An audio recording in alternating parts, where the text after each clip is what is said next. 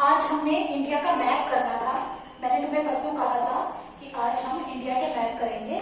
उसमें हम इंडिया की नेबरिंग कंट्रीज के बारे में देखेंगे कि कौन कौन सी हमारे पड़ोसी देश है।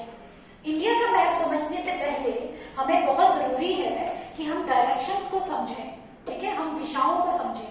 तो आज हम पहले ये टॉपिक करेंगे कि डायरेक्शंस हम कैसे देखते हैं और उनको हमें कैसे याद रखना है। डायरेक्शंस को इनको हम कहते हैं कार्डिनल डायरेक्शंस। क्या कहते हैं? Cardinal directions. वेरी गुड, ठीक है। हम कार्डिनल डायरेक्शंस को देखने के लिए इस तरह से ड्रॉ करते हैं दो लाइंस। ये हमारा होता है नॉर्थ, साउथ, ईस्ट और वेस्ट। ठीक है। अब क्या होता है, कई बार बच्चे इस डायरेक्शंस को समझने में या बताने में गलती करते हैं। अगर उनसे पूछा जाए ईस्ट तो वो गलती से वेस्ट भी बता देते हैं।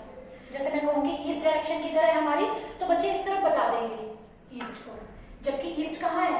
इस तरफ है। और वेस्ट कहाँ है? इस तरफ। ठीक है। ये चीज हमें याद रहे, इसके लिए मैं तुम्हें छोटी सी एक्टिविटी करवा रही हूँ।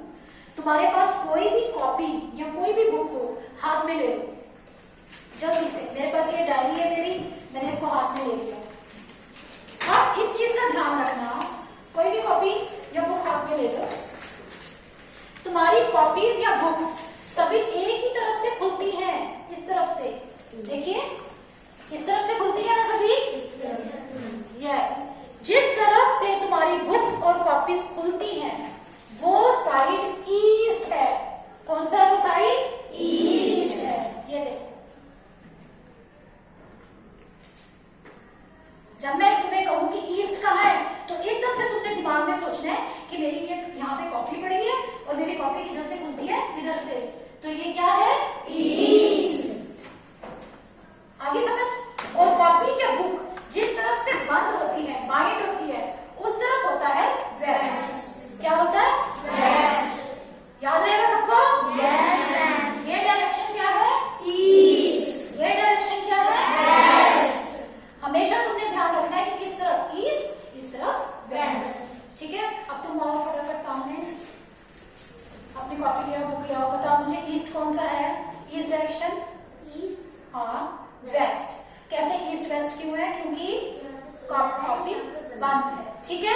अब कोई बच्चा ये भूलेगा नहीं कि ईस्ट कौन सा है और वेस्ट कौन सा है। ठीक है। अब हम करते हैं नॉर्थ और साउथ